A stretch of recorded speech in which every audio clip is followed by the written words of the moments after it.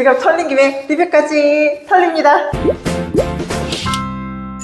자, 오늘은 저희 모래의 알러지 테스트를 굉장히 좀 유명한 것들 위주로 해서 한 4종류를 해봤는데, 알러지 테스트를 과연 해야 되는가 말아야 되는가, 알러지 테스트의 신뢰성이 얼마나 되는가, 금액 대비 어느 정도 효용이 있는가, 굉장히 많은 분들이 궁금해 하시는 것 같아가지고 개인적인 후기를 좀 말씀을 드릴까 해요. 알러지 검사는 굉장히 다양하게 있는데, 보통 직발성 알러지 검사하고 지연성 알러지 검사로 나뉘어요. 직발성 알러지 검사는 사람으로 치면 약간 땅콩 알러지, 먹으면은 즉각적으로 막 목이 붓고 바로 막 두드러기가 일어나고 이런 것들을 직발성 알러지 검사라고 합니다.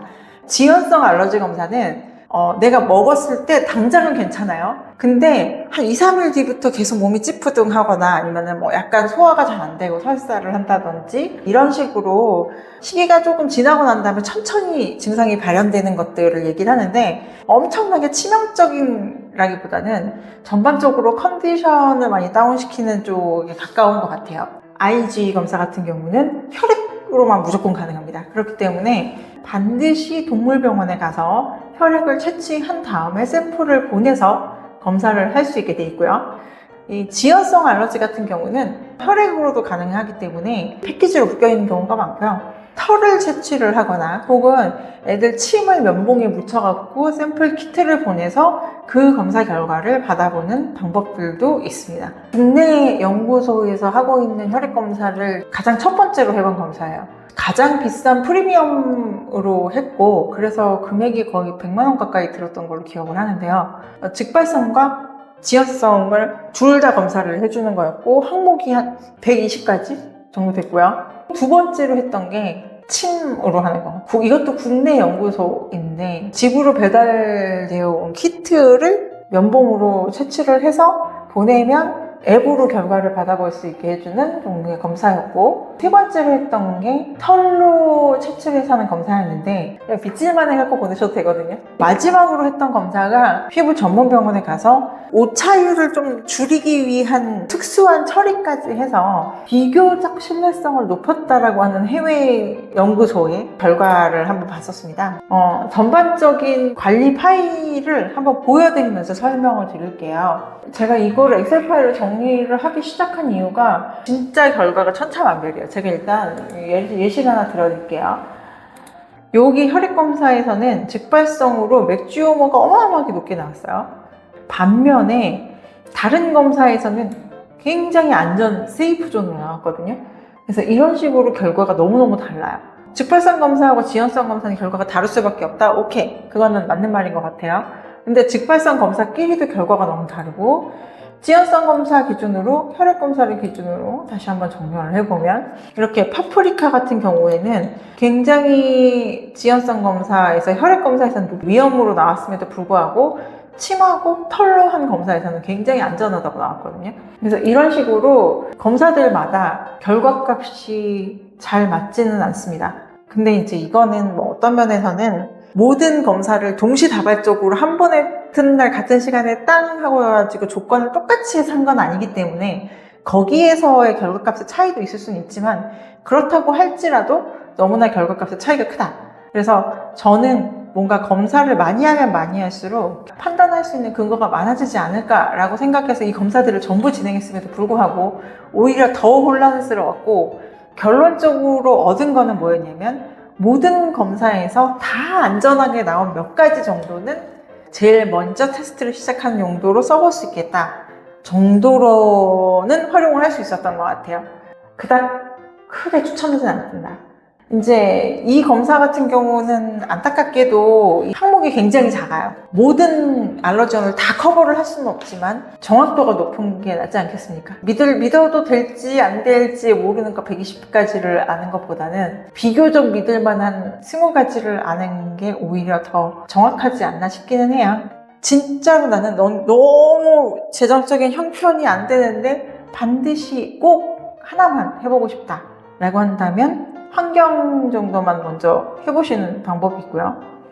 왜냐면 수의사 선생님들도 말씀하시는 게, 시기는 사실 굉장히 정확도가 높지 않기 때문에 대부분의 경우에 신뢰성을 그나마 쳐주는 건 환경 정도. 근데 제가 추천하는 거는 가급적이면 이 혈액 검사를 환경하고 시기를 둘 다 해보시는 걸 추천합니다. 제가 처음에 환경만 했다가요, 나중에 시기를 다시 했는데 검체를 2번 보내는 바람에 더 비싸게 해주고 했어요. 결론은 한 번에 그냥 2개를 다 해가지고 한 번 딱 하시는 거를 추천드리고, 반면에 국내 P사 대부분의 병원에 가면 아마 이 연구소의 검사를 추천을 하긴 할 거예요. 항목수가 적은 거는 즉발성 검사만 해주고요. 이 항목수에 좀 차이가 나고, 비싼 패키지로 갈수록 지연성까지 같이 해서 항목을 많이 늘려주거든요. 개인적으로 막 너무 비싼 거 하지 마시고 저렴한 거 2개 중에서 적절하게 가격대 맞춰가지고 하시는 걸 추천을 드립니다. 침으로 하는 이 검사 같은 경우는 제가 추천을 안 드리는 이유가 있어요. 이게 그 검사 결과가 나왔는데 다시마가 혼자서 99.9가 나왔어요. 그래서 다른 것들은 다 관심 정도였는데 다시마에 닿기만 해도 죽을 것 같은 숫자가 나와가지고요. 이렇게까지 튄다고 할 정도로 급격하게 튀는 항목이 있으면 살짝 신뢰도가 의심이 간다고 해야 될까? 물론 혹시나 몰라갖고 저도 조심을 하고 있기는 한데, 그래도 뭔가 이거는 검사 과정에서 좀 에러가 있지 않았나? 라는 생각이 좀 들었던 것 같고, 앱에 접속해야만 볼 수 있는 방식으로 돼 있다 보니까 내가 이거를 관리를 하기가 좀 복잡하고 다 보고 그냥 하나하나 손으로 타이핑해서 적어가지고 집어넣었거든요. 그래서 그런 부분에서 좀 만족도가 떨어졌다. 그리고 지연성 검사만 가지고 이렇게 막 알러지 관리를 하겠다라는 이 컨셉 자체가 그렇게 크게 마음에 들지는 않았어요. 저는 즉발성 검사가 굉장히 중요하다고 생각을 합니다. 왜냐? 먹으면 당장 난리가 나는 물질이 있는데 굳이 먹고 나서 3, 4일 뒤에 가볍게 경미하게 증상이 오는 것들을 먼저 찾아야 될 필요가 있나? 크게 추천하진 않습니다. 혈로 하는 검사 같은 경우에는 굉장히 큰 장점이 하나 있어요. 항목이 어마어마하게 많고 사료에 들어가는 성분의 구성 단위로 나눠놨어요. 그래서 소간, 소위, 소뼈, 소고기, 익힌 소고기, 날 소고기 이런 식으로 다 풀어놨고요. 전성분에 적혀있는 단위로 돼 있어서 사료 전성분하고 비교할 때 굉장히 보기 좋습니다. 근데 이제 말씀드린 것처럼 이거 지연성 알러지 검사라서 특별하게 크게 즉발성 알러지가 발견이 안 됐는데 그 지연성도 한번 보고 싶어 라고 하는 분이 있다면 저는 차라리 이 패키지를 구매를 하셔서 한번 보시는 게 낫다. 혹시라도 이 털 채취를 해서 하는 지연성 검사를 만약에 하시는 분이 계시면, 제가 했던 국내 업체조차도 실제로는 해외에서 판매하는 키트를 사다가 그거를 보내서 한국어로 번역만 해서 보내주는 수준의 서비스였기 때문에 저는 국내 업체를 통해서 하기보다는 차라리 그냥 해외에서 키트를 직구하셔가지고 직접 하시는 게 훨씬 저렴하니까 그걸 사용하시라고 얘기를 하고 싶습니다. 굳이 제가 순위를 매긴다면 첫 번째는 그 H사의 혈액검사, 즉발성 알러지만 검사하시는 거. 두 번째는 P사의 혈액검사, 즉발성 검사 정도만 적절한 선에서 선택하셔가지고 하시기를 추천드리고요. 그 다음으로 추천드리는 건 털로 하는 검사, 사료 전성분하고 비교를 해보는 재미도 나름 있었다. 가장 추천하지 않는 건 침으로 하는 지연성 검사. 이 정도로 정리할 수 있을 것 같아요. 근데 개인적으로 검사를 다 해보고 나서 좀 추천을 드리자면, 이게 아무래도 항체를 가지고 검사를 하는 거다 보니까 한 번도 안 먹어보거나 한 번도 접촉하지 않은 알러지원 같은 경우는 아예 그냥 안전하다고 결과가 나올 수도 있어요.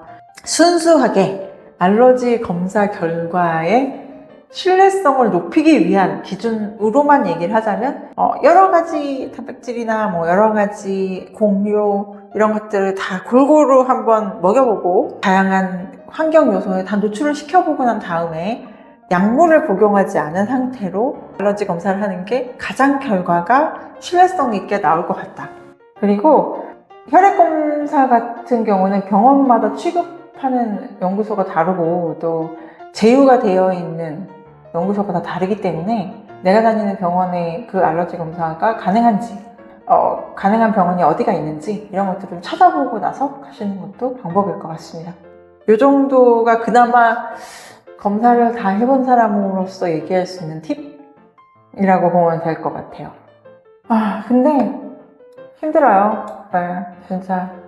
알러지는 200만 원이나 들였는데 이렇게 결과가 막 물론 저도 막 돈이 썩어 남아서 막 이런 것도 아니고 어떻게든 좀 나아지려고 하는 건데 돈을 많이 썼는데도 결과가 안 나오면 사람이 되게 멘탈이 털리거든요.